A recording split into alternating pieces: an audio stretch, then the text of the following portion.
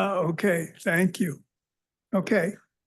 Let me call to order the regular meeting of the Clean Energy Alliance for November 21st, 2024. Kaylin, will you please call the roll? Yes, thank you. Board Member Garcia. Here. Board Member Becker. Here. Board Member Musgrove. Here. Alternate Board Member Joyce. Vice Chair Melendez. Here. Chair Drucker. Here. And I will note Board Member Bhat Patel is absent. Thank you very much. Christian, will you lead us in the pledge today? Please rise for the Pledge of Allegiance. Ready, begin. I pledge allegiance to the flag of the United States of America and to the republic for which it stands, one nation, under God, indivisible, with liberty and justice for all.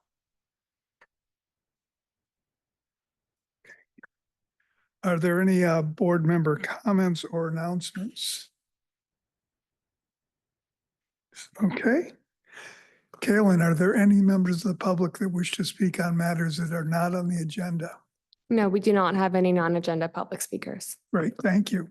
Next is approval of the minutes. We have a minutes from the special meeting held October 31st and the regular meeting held October 31st, 2024. Do I have a motion? Move approval. Second. Kaylin, please call the roll. Board Member Garcia. Board Member Becker. Yes. Board Member Musgrove. Aye. Alternate Board Member Joyce. Aye. Vice Chair Melendez. Aye. Chair Drucker. Yes. Okay, now a special day for me. This will be my last regular meeting. And so understanding is there's going to be a proclamation to recognize me, to embarrass me most likely. So, Yes, Chair, and I think we have a couple items for you. Will you join me at the front there?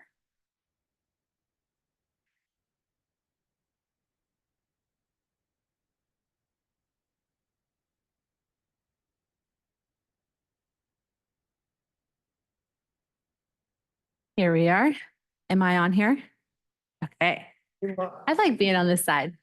All right, thank you, Chair, so much for your service. I have a proclamation here on behalf of all of us at Clean Energy Alliance, which reads, for our Clean Energy Alliance Board of Directors Chair Dave Drucker, whereas Dave Drucker has diligently served as a member of the Clean Energy Alliance CEA Board of Directors since 2020, and whereas Dave was appointed as chair of board of directors in 2022 and has since served with dedication and distinction.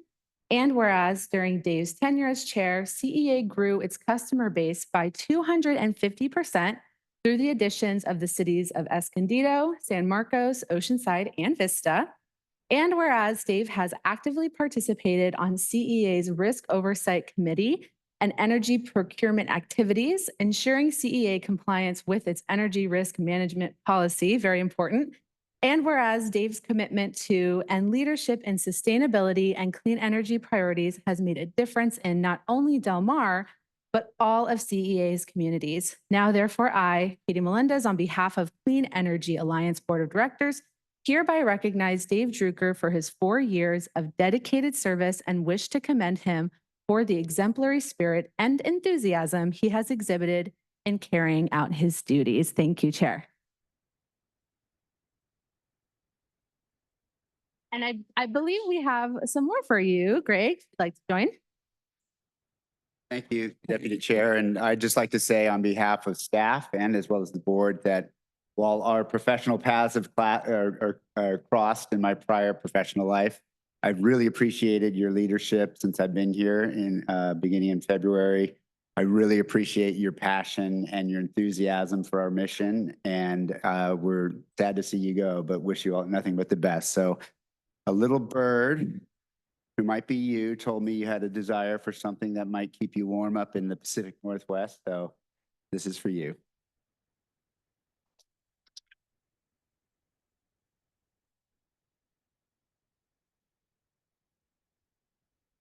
Okay.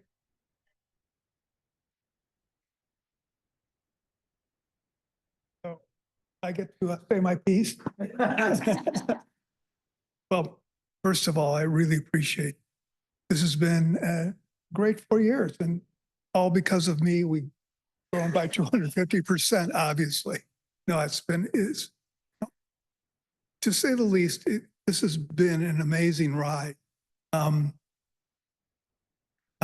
been involved obviously with Sandag, North County Transit Districts, water issues, et cetera. This is all brand new stuff. And to finish off my career, this has been wonderful to understand something that I've never seen before. So I really appreciate all of you letting me be chair, and also City of Del Mar for letting me be their representative. Christy, it's all because of you. You're the last remaining original member at this point. So really appreciate all the support you've had, Ed, Eric, Christian, Katie. Really appreciate all the work that you're doing. Just looking into the future, I think it's really important. This agency is extremely important. This brings out the dream, shall we say, of the Public Utilities Commission, which was to give the power to the people to figure out how to get their energy and how to set rates. We are doing that finally. And that's what's so important about this board, is to be able to understand how to get the energy appropriately, set the rates for the people. And we are the closest to the people that you can possibly ever get as elected local officials. So I urge you as board members to be involved in this, to understand this, and to push Greg so that, and the staff, so that we are representing what the people of North County would like in terms of their energy issues. So as a parting gift, though, I'm going to give you the gift very few politicians ever give anybody, which if there's any problems, blame me. So thank you very much.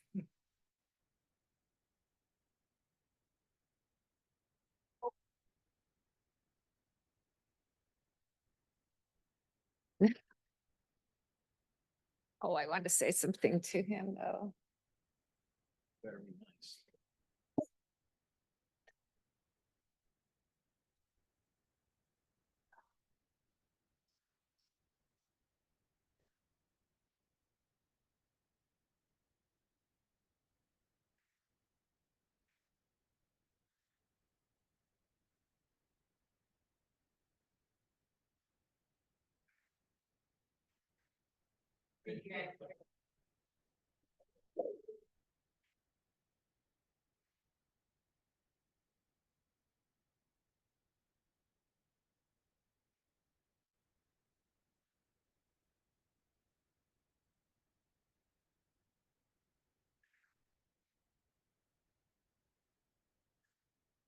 Okay, so next we go on to a public hearing, the Solar Plus program new rate setting.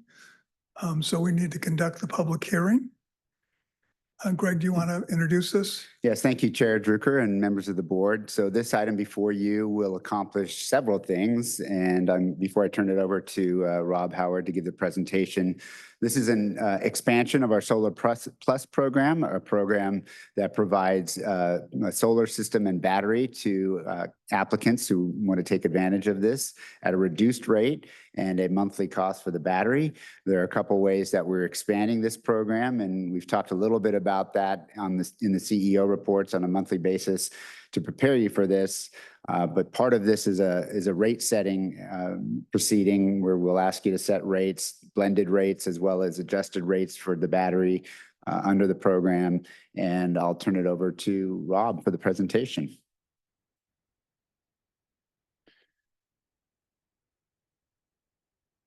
Well, thank you, board chair, board members. I wanted to, again, work on item 1, Solar Plus program expansion. On background, Solar Plus program, as you are aware, in October of 23, we passed a resolution that actually set the rates, and we had our program set to where we had 3 rates set, depending on what work needed to be done on the homes, and you had a cost for the power, the electricity, and a battery cost.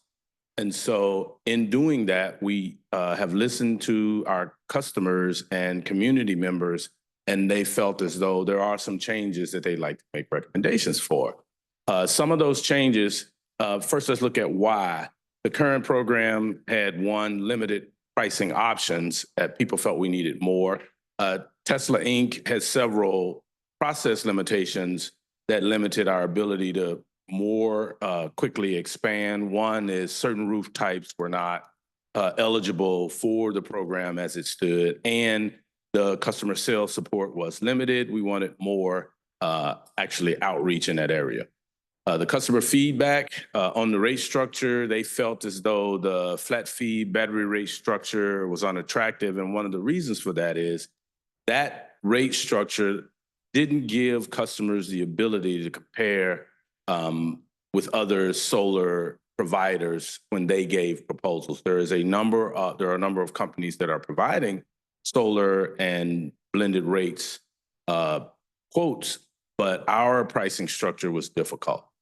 And so what we have is our recommendations is we'll call it the Solar Plus Connect so that we can differentiate between our Solar Plus program. The Solar Plus program will remain Solar Plus program, but for us, we're calling it the Solar Plus Connect. What it does is it addresses the customer recommendations. It allows for local installers that we call channel partners.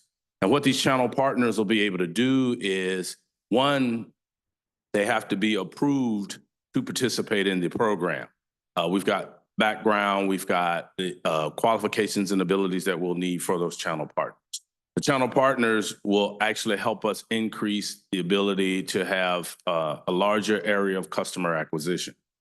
Channel partners also, because they have their own customer acquisition processes, they will be able to provide our customers with white glove service. They can walk a customer from the beginning of the discussion to actually contracting and getting the system in place. And the channel partners are also able to provide services in different languages that we need in our community.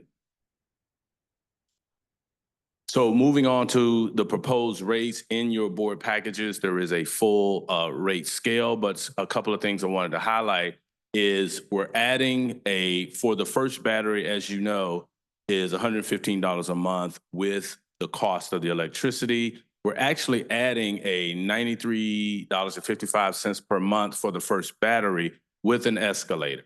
And so what it does is it gives you an even lower starting point to get you into the program to match with the kilowatt hour price. We're also introducing several blended rates, and those will be based on the custom system design that'll be provided by those channel partners. And they range from 16 cents a kilowatt hour to 32 cents a kilowatt hour based on what the customer needs. Wanted to show some examples of those blended rates. If you look at the chart, you've got power walls, system size, and then the blended rate cost. And I'll point out a couple of examples you may have. Let's say you have one power wall in the first column and you have a 7 kilowatt system. Depending on what the contractor is able to set up for them, we're looking at a range of 22 cents a kilowatt. However, let's say you have one power wall and your system output is much larger, say 13.5 kilowatts, then it's 16 cents for the kilowatt hour rate. So it varies depending on the contractor, the system size, and output.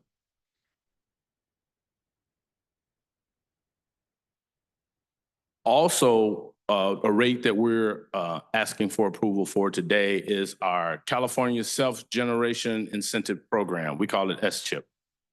SCHIP provides financial incentives for residential and commercial customers who install solar and energy storage systems. We are focused for this program on the residential piece. Background on SCHIP, AB 209 expanded access to incentives for low-income customers. And SCHIP incentives cover approximately 85% of the average energy storage system cost.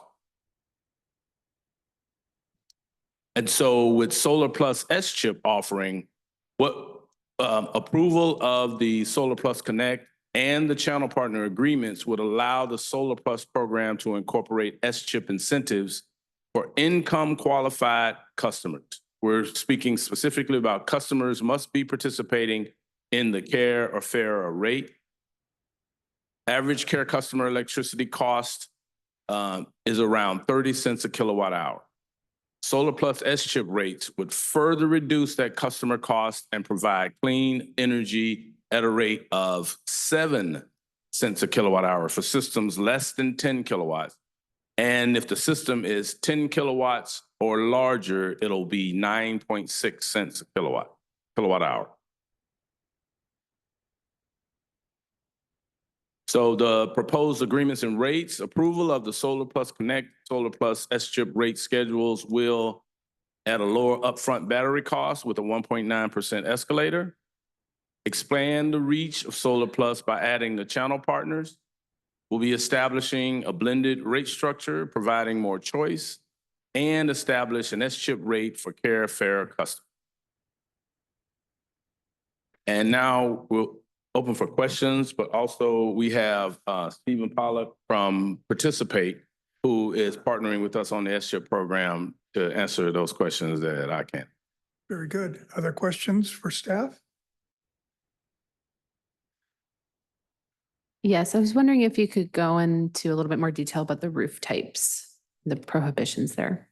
The issue is once the experience we've seen with some of the customers, there are certain, and I don't have the actual list of types, but there are roof types that were not automatically approved. I had for an example, I have the typical tile roof you see in California, and I went through the process, they viewed it, and they said mine was not approved, as an example. And there are other, was it concrete they were? So some of the examples, as Rob just said, clay tile, they're the rounded, typical kind of Spanish Mediterranean style. And then some of them are concrete tile roofs. Some of them are prefab roofs. But the one that we most commonly heard, as Rob just explained, was clay tile roofs under our current structure without the channel partners is not something Tesla independently would consider eligible for a solar system. Other questions? Okay, so now at this point, oh, you have a question, Eric? Go ahead. So if somebody approaches us about the Solar Plus program, are we gonna generally steer them into Solar Plus? And then if they need special accommodation into Solar Plus Connect, or is it, we're just gonna kind of lay it out there for them? Or I guess what will be the process internally? Yeah, and I'll let Stephen address this as well, but from our perspective, we would bring them into the program and then basically through our partnership with them, determine what kind of classification they fell under. Now, we are through our channel partners, they are going to be able to independently market with approval from CEA, and they would also be trained in what programs we have to offer. For example, if a customer, you suggested, why don't you apply and talk to CEA? If that customer happened to be on care rates, then we'd automatically say, assuming we get the S-chip funding, then we'll put them into that rate. The other offerings would be, would you rather have a $100 or $93 per month battery cost, or would you prefer a blended rate? And Stephen, if you want to add to that. First of all, thank you for having me.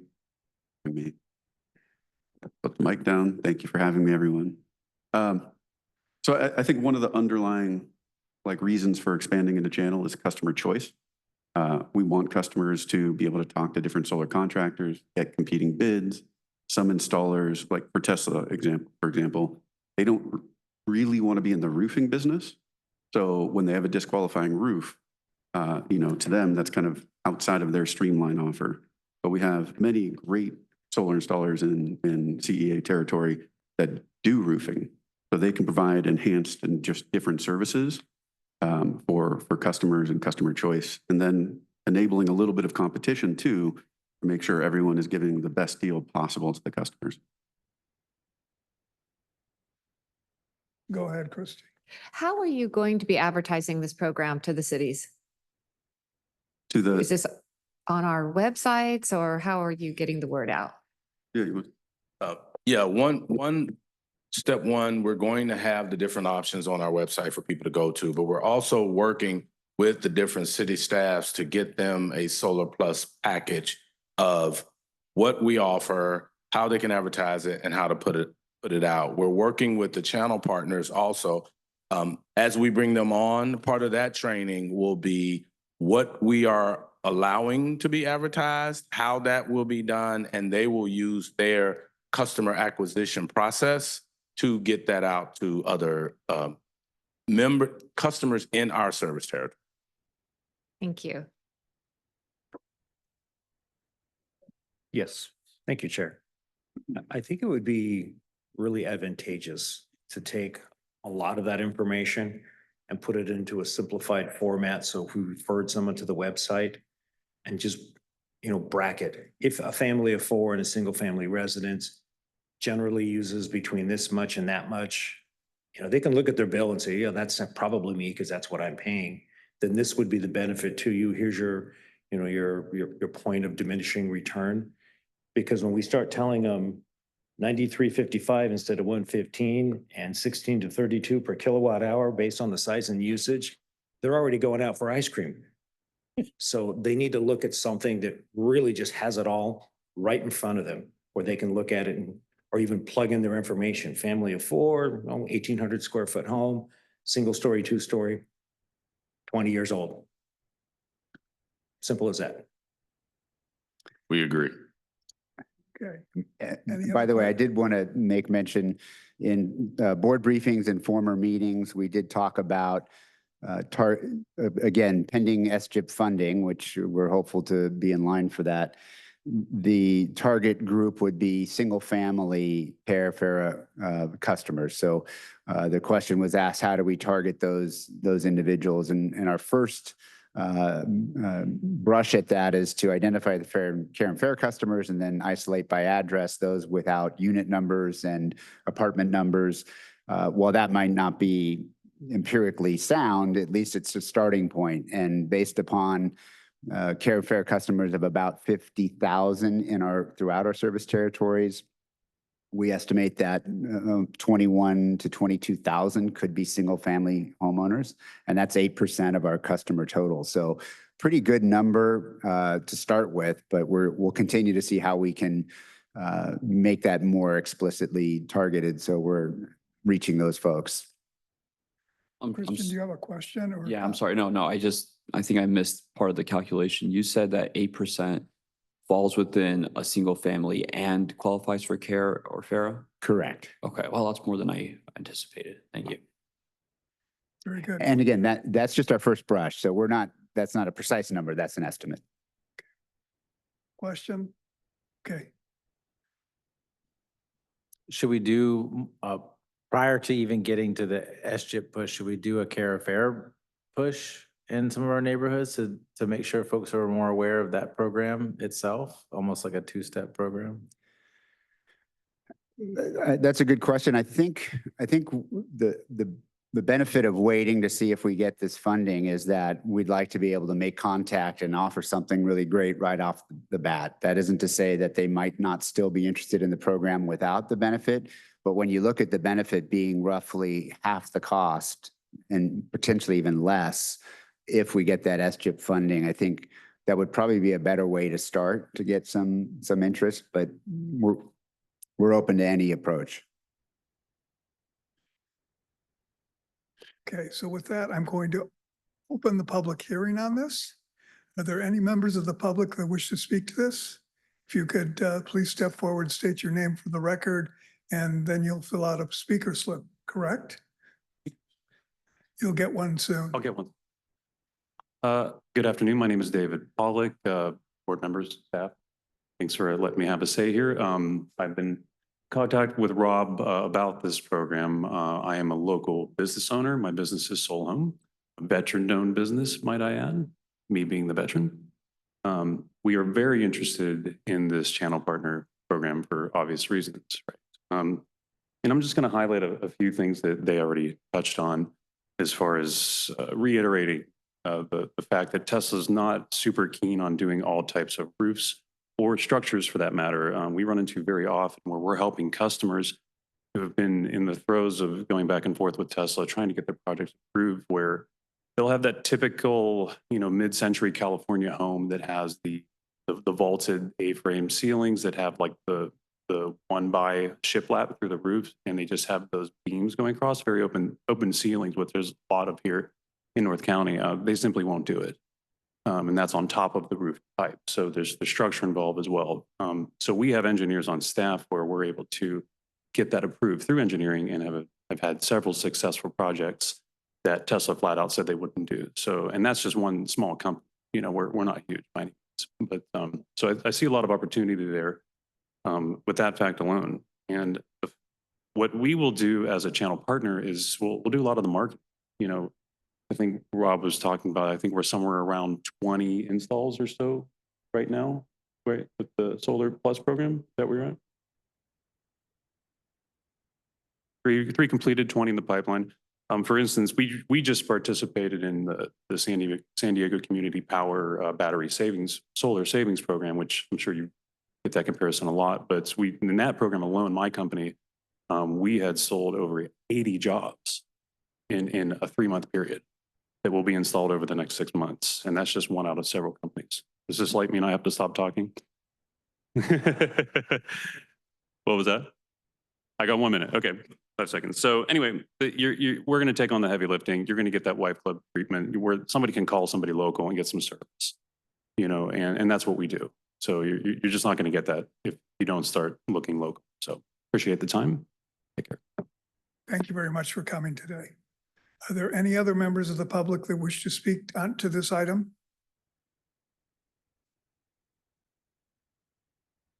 Okay, thank you very much. So with that, I will close the public hearing and open it up for board discussion. Anybody would like to make a comment on this? Yeah, just to kind of follow up with what I was saying before, Chair, I think this is a great opportunity as long as we get the correct message out in the easiest format so that people have a clear understanding of what their options are and they can draw a comparison. I think it'll be a win. I would agree. I would want to funnel people into the program and implement the program in a way that the eligibility and criteria are really clear. Can you, maybe it's too late for this, but can you explain a little bit of the vetting process of who qualifies for the partnership? And then I have a follow-up after that. You're on the partnership for the care offer, or what partnership? The channel partners. The channel partners. Yeah. So we are working in coordination with CEA, with Tesla, and then taking local feedback. So we're kind of open to all potential channel partners. Then we're vetting them, talking to them about our programs, benefits, the restrictions. We have policies in place to make sure that these are all good actors. We have a heightened sensitivity to this being affiliated with CEA and respective partner cities. So our policies are a little tougher. And once we're basically stack ranking those, and we have a first cohort that will go out of initial partners. It'll be kind of a phased in approach, make sure everything works, make sure the quality is high. And then after that, we'll reconvene and look at adding additional partners. So it's really build a big pipeline of conversations and filter down from there for the first cohort.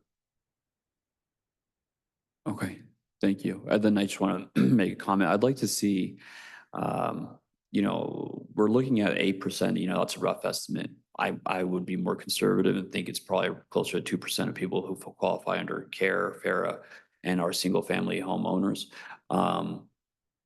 What I would like to see is potential of maybe condominiums or HOAs would apply, where maybe like a percentage of the tenants there qualify for CARE. So let's say 50% qualify for CARE or FARA, that the HOA would qualify for a program like this. So that's just a comment I'd like to see if maybe we could explore later on. Thank you. Thank you. Other comments?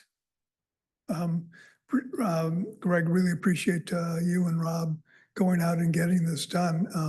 This was the concept that, we talked about a couple of years ago in terms of getting, we thought Tesla would do a much better job, obviously.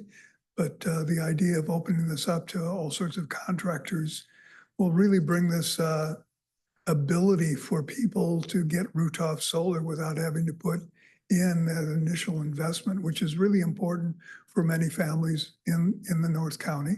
So look forward to having this program take off and proliferate solar panels throughout North County. Move approval. Is there a second? Second. Okay, Galen, will you please call the roll? Board Member Garcia. Aye. Board Member Becker. Yes. Board Member Musgrove. Aye. Alternate Board Member Joyce. Vice Chair Melendez. Aye. Chair Druker. Yes. Great, thank you very much. So next we go on to the consent calendar. Will you, Galen, will you please read the titles of the consent calendar? Yes, thank you. Item 2, Clean Energy Alliance Treasurer's Report for September 2024. Item number 3, consideration of resolution number 2024-022, approving amendment number 3, the professional services agreement with Andy Stern. Okay, are there any items that anybody would like to have removed from the consent calendar? Are there any items that anybody would like to have added to the consent calendar? Chair Druker? Yeah. If I could, and if it pleases the board, because in the past we have put the power content label, power source disclosure on consent, we do have that as listed as item 7. If the board is amenable to it, I'd recommend we put that on consent. I will also say that during the CEO report, I do highlight the PCL, the power content label, but it's really up to the board if we're prepared to do either. Amenable to the board? I would agree to that. Okay, so we'll add item 7. Are there any items that any members of the public wish to speak to on the consent calendar? I do not have any speakers for the consent Okay, calendar. then I will entertain a motion. Move to approve. So that's items 2, 3, and 7. 2, 3, and 7. Yes. Yes. Very good. Will you please call the roll, Kaylin? Board Member Garcia. Aye. Board Member Becker. Yes. Board Member Musgrove. Aye. Alternate Board Member Joyce. Aye. Vice Chair Melendez. Aye. Chair Druker. Yes. Okay, now we go on to the Clean Energy Alliance Chief Executive Operational Report. Thank you, Chair Druker, members of the board. This is the monthly CEO report. There you see the current enrollment statistics for Oceanside and Vista. And as a reminder, we're still actively enrolling our net energy metering or solar customers. So it's an ongoing process until we hit our anniversary at May, June timeframe. There you can see that we are at a combined 94.9% participation rate, which is quite good for those two jurisdictions. And rather than go through all of them, you can see the different numbers of customers who have either opted up or opted down. Would like to highlight that again, that the 266 opt up to Clean Impact is mostly by virtue of the City of Vista's municipal accounts having opted up. Oops. I'm looking at my computer screen, wondering why it's not advancing. There you see the breakdown of our enrollment by jurisdiction, our member cities, and the numbers of accounts that have been opted up to Clean Impact, those that have opted down to, to Green Impact, and those have opted down to Clean Impact, and our default product standing at about 244,000, close to 244,000 accounts. Still a really good percentage of our overall population. One thing that I would like to highlight, and it was mentioned by the public speaker on our Solar Plus item, is that we have been working on an RFP for a battery-only program. Those that would be available to customers who already have a PV system, solar system, that would like to augment that with battery storage. It's quite a popular program in other CCAs, including SDCP. And so we are rolling out this RFP. It will make battery storage affordable for customers. It will enhance our peak load management. increase resiliency and reliability of our grid, and obviously promotes grid health. This is our schedule. We'll be issuing this RFP this coming Monday. Deadline for questions to be submitted is December 20th. And questions to be posted to the website by January 10th, and submittal deadline for people interested in providing this program with CEA, January 17th. We expect to come to the board at your February meeting with the selection of a partner to engage in this program. Very exciting program, and we think there'll be a lot of interest in this. So as I mentioned, item 7 is covering the power source disclosure. The California Energy Commission requires retail energy suppliers to provide an annual power source disclosure and power content label. Think of it as a nutrition label on a food product. This is our nutrition or a resource label that we make available to show the public and consumers where our energy is sourced and what resources we are using to make up the portfolio for our 3 energy products. It provides a side-by-side comparison to the California average, utility average, and it also shows greenhouse gas emission as compared to the California average. This is a little bit difficult to see, but I'll try to go through it. On the right hand, you see the 3 energy products of CEA. Clean Impact Plus is on the left. That's our default product. That's 50% renewable, 75% greenhouse gas free. One thing I would like to underscore is the percentages do add up to 100%. And there at the bottom, you see the percentage of retired unbundled RECs. That 4% is still considered for our purposes renewable.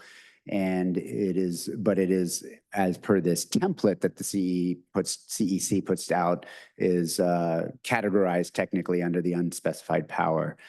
The next one is the Clean Impact Power Mix. That's a 50% renewable product. Another disclaimer is that by virtue of this template, which the CEC puts out, that it does not round up in certain instances, and I want to assure you that our product is at 50% renewable. And then, of course, the 100% renewable. You can see the various energy resources that are directly below the eligible renewable. You can see primarily our default product is comprised of solar and wind. We do have quite a bit of large hydro, as you can see there at 29.1%. And for reasons I won't get into, it is not considered a renewable resource, but it is carbon free. And then you can see the other power sources for our Green Impact, which is 50-50 solar and wind, and our 50%, which is primarily wind. Over on the left, you can see the GHG emissions intensity, and you can see that the lowest, of course, is our Clean Impact Plus of 250 250 CO2 per megawatt hours. And then the next one is our Clean Impact Power, our Clean Impact base product, if not base product, but 50% at 511, 0, of course, for Clean Impact Plus, and the statewide average of 373 and how we compare.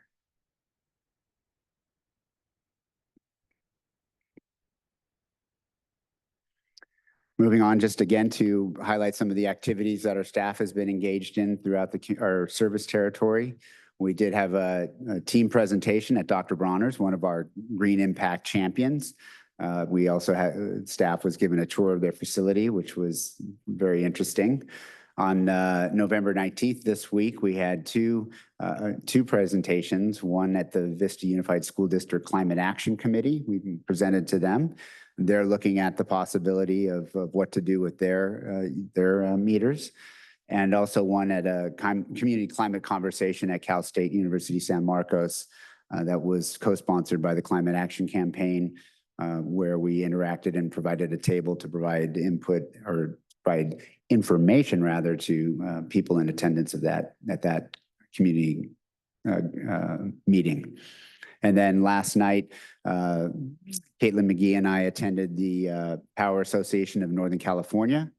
They are looking to expand their interest and activities into Southern California, and they had an event down here at Liberty Station that we attended.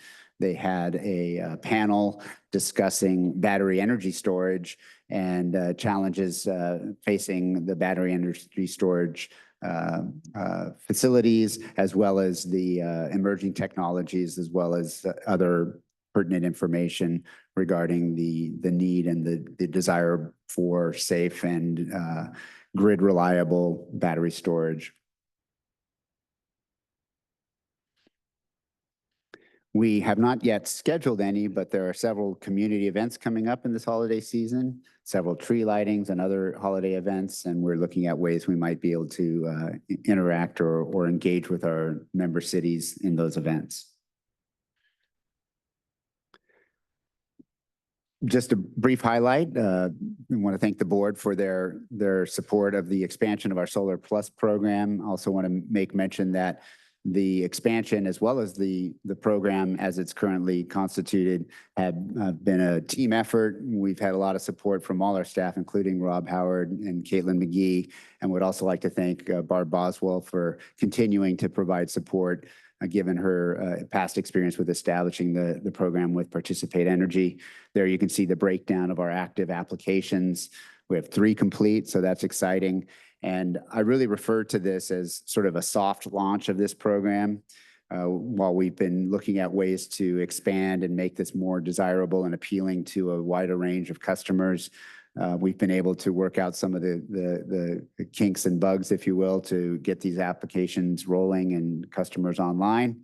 And happy to say that now with the approval of this latest expansion, we'll be able to expand our offerings and really dive into a marketing approach that I think will create more interest, and appreciate the comments about a really clear and concise way to present the benefits of the program on a cost basis for our customers. That concludes the CEO report, and I'm happy to answer any questions. Questions for Greg? Go ahead, Christy. You know, just that last slide reminded me, are we still in negotiations or any talks with San Clemente to join our CEA, or have they joined the Orange County CEA? At this point, no. Those comments. Thank you for the question. That we are not actively engaged with them. We do have.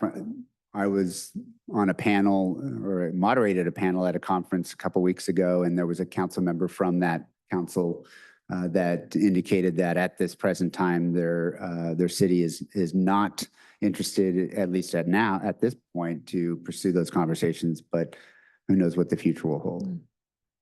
Thanks. Christian? Yeah, thank you. Thank you for the report. Can you go back to page 17, slide 17?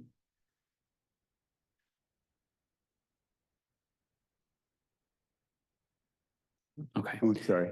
Yep, that one right there. So I like this. I think this is really, I like the graphics here. It's very clean. It's very easy to read. Now I'm looking at the left side, greenhouse emission intensity, and I see that there's the different programs.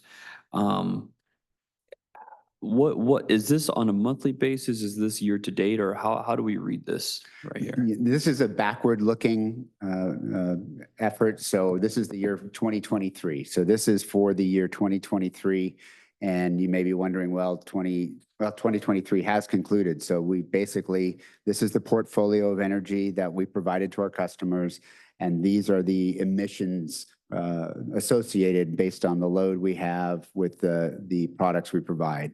So that's what this is looking at over the calendar year of 2023.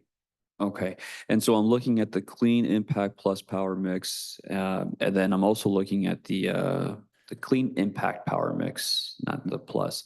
And so when we're comparing it to the California utility average, how maybe you could explain it to me. How am I supposed to read this? I mean, do we have a higher CO2 emission intensity then with the clean impact power mix than the than the average California power mix? That is correct. Okay. We have a lower one with our Clean Impact Plus, our default product, which has the overwhelmingly largest number of customers. So we're well below the statewide average with that default product, but slightly above it with the Clean Impact, the 50% renewable. Keeping in mind, this is based on all California utilities in the Yes, retail and that was markets. my next question right there too. That includes all the other CCAs and it includes other utilities, IOUs and whatnot. Okay, no, I think this is great and it gives people an opportunity to see, you know, if we're looking at the two different options here. The default you said is the Impact Plus power mix, right? Right, that's So it'd be good for them to see, you know, what's the difference by just taking the default versus the correct. other option. So, okay, thank you. So why wouldn't that just be compared to SDG&E, which would make more sense?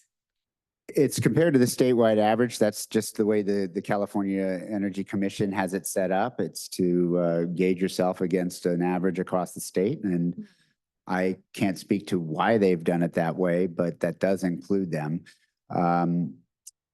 It would be hard for us to assess or approximate, you know, they're at about 44, 45% renewable, somewhere in that neighborhood. Based on their load, what that emissions factor would be. I'm sure they probably have it on, I would think they'd have it on their website, but I'm not sure. And that was my question too, was I think it would make more sense to compare to PG&E or SDG&E or something of the sort as opposed to all the California average. So sorry to interrupt. But the good news is we don't have very many opt-downs, and so it doesn't really, it's negligible, really. Correct. And SDG&E will have the same power content label on their website for them. Yeah, thank you. Other questions? Any comments? Greg, appreciate the report. Good work. So with that, we'll go on to regulatory update. Tim?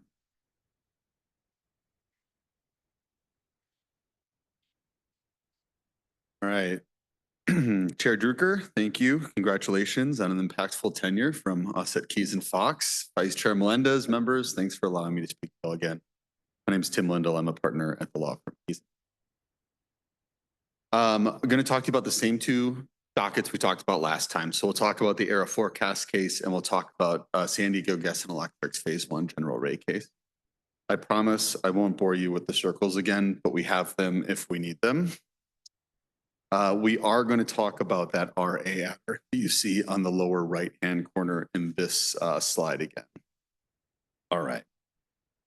So recall earlier in this case when, in the ERA case, when the commission said that capping that adder, that RA adder was out of scope. And then recall how on October 8th, the RA adder had increased threefold and the commission suspected that something might be wrong with how the RA adder is being calculated.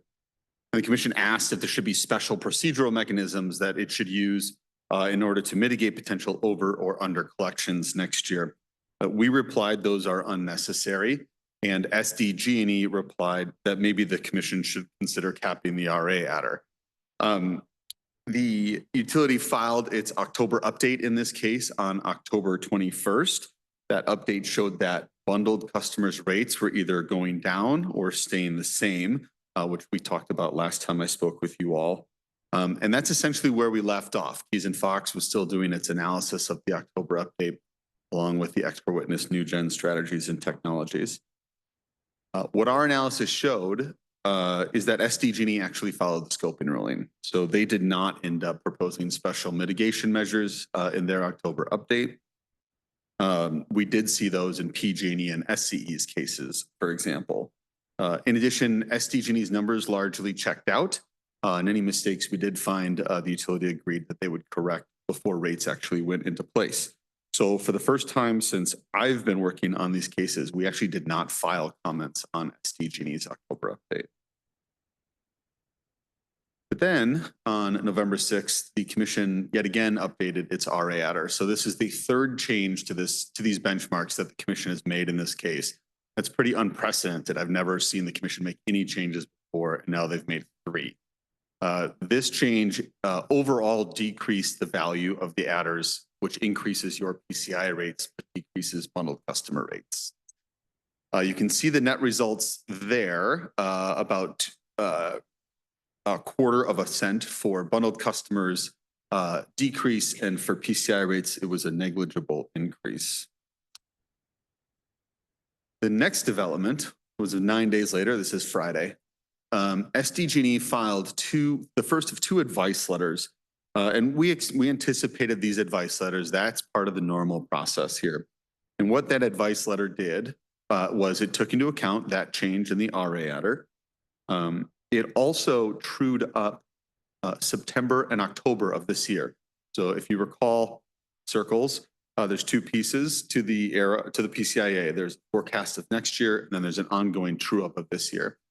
So the October update only trues up through August. This advice letter added September and October to those true ups. And then lastly, SDG&E corrected the mistake that we had found in their October update. And these are the resulting rates. So a little bit difficult to read, but you'll see that bundled customer generation rates actually go up to about 16 cents per kilowatt hour across that top line. For Solana Beach, your PCI rates went down from where they were, and you now have a negative PCIA, whereas last time we talked, it was positive. Carlsbad and Del Mar, that's vintage 2020. PCI rates went up just a bit, so they're a little less negative than they were, but they're still negative 1.6 cents. Escondido and San Marcos, that's vintage 2022. You're more negative than you were, so you're now at 2.1 cents negative PCIA. And Oceanside and Vista, your rate went up by 0.08 cents, which essentially puts you at 3.6 cents negative for your PCIA. So these are the most up-to-date rates that we will see prior to the final rate change, which is proposed via that second advice letter, and that happens on New Year's Eve, 12/31. But this is pretty close to where we're going to end up. We have only 1 month left to true up. That's November. And then we will get our final decision in the error forecast case. That may change these numbers a little bit, but this is probably, unless something very unexpected happens, this is where we'll end up for PCI rates for.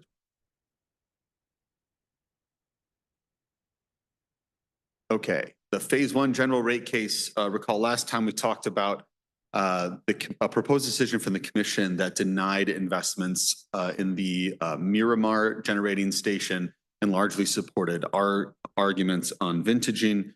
Earlier this month, we had oral arguments on that proposed decision, opening and reply comments on that proposed decision, and parties were largely silent on our vintaging issue.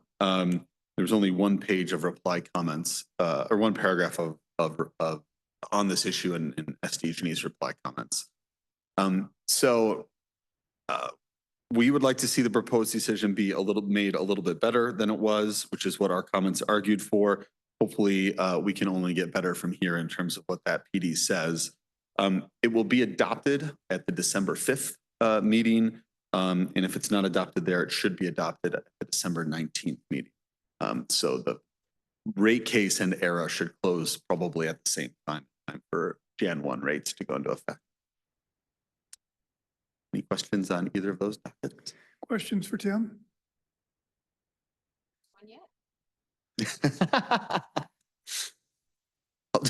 I'll keep it short going forward. Appreciate that. Appreciate the report and also the results. Escondido, San Marcos, Vista, Oceanside, you've got to be really happy. Seeing how it went from huge positive down to negative, and that's, again, this is what the CEA was promising, that eventually these PCIA rates would go to, would be gone because we would be buying the energy, and San Diego Gas and Electric wouldn't have any energy left. So Tim, I also really appreciate the work that you're doing on this and keeping SDG&E honest. Great. Very good. Thank you very much, Tim. Thank you, Chair. Next, we have consideration of resolution 2024-23, approving the Second Amendment to CEO Employment Agreement. Johanna, I assume you're going to talk to us about this. Yes, Chair. I'm going to close out your open session meeting today, and really I'm going to characterize it for what it is. It is a cleanup item. In September of 2023, when you originally approved the contract for the CEO, we didn't have any employees. We didn't provide any benefits. So one of the terms that was approved was actually a health savings account for the benefit of the CEO. By the time the CEO started in February 1st of 2024, we had employees. Were contracted to provide health benefits. Unfortunately, those health benefits did not meet the standard that we can offer and meet our obligation to the new CEO with a health savings account. Why I'm here before you is to present an alternative, the same cost associated with it, but it's just a different way of looking at it. And in the amendment to the employment agreement, instead of an HSA, we're characterizing it as a health reimbursement arrangement. This is post-retirement. Basically, these are the funds that's going to be set aside on behalf of the CEO for him to draw once he leaves his employment with CEA for health premiums. And with that, I'm available for any questions. Questions for Joanna?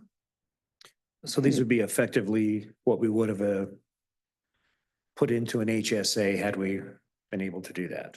Correct. There's the same financial impact, more or less, but we just had to design it a little differently in order to meet our obligations. Does it incur any tax liability beyond what an HSA would have for the CEO? No, in this particular case, we are limiting it to health premiums, so there should not be any tax burden on the CEO. Okay, thank you. Any other questions? Any comments? You have a motion? Second. Galen, will you please call the roll? Board Member Garcia. Aye. Board Member Becker. Yes. Board Member Musgrove. Aye. Alternate Board Member Joyce. Vice Chair Melendez. Chair Drucker. Yes. Chair, if I could, I missed the boat on the comment real quick. I just wanted to say thank you for your patience and us getting this fixed out. Very good. Thank you. So next is any board member requests for future agenda items. Then our next meeting will be January 30th, 2024. That's our next regular meeting. We have a special meeting. There's no meeting in December. Number one. Number two is wish everybody have a very happy Thanksgiving and Merry Christmas, Happy New Year. And we're going to go into special session, but we're not going to have any further announcements after the special meeting. So with that, we are adjourned. And now I'm going to open, we have a special meeting now. So I'm going to call to order the Board of Directors special meeting for November 21st, 2024. Will the clerk please call the roll? Yes, thank you. Board Member Garcia. Here. Board Member Becker. Here. Board Member Musgrove. Here. Alternate Board Member Joyce. Vice Chair Melendez. Here. Chair Drucker. Here. And I will note Board Member Bhat Patel is absent. Okay. And with that, are there any members of the public that wish to speak to this matter?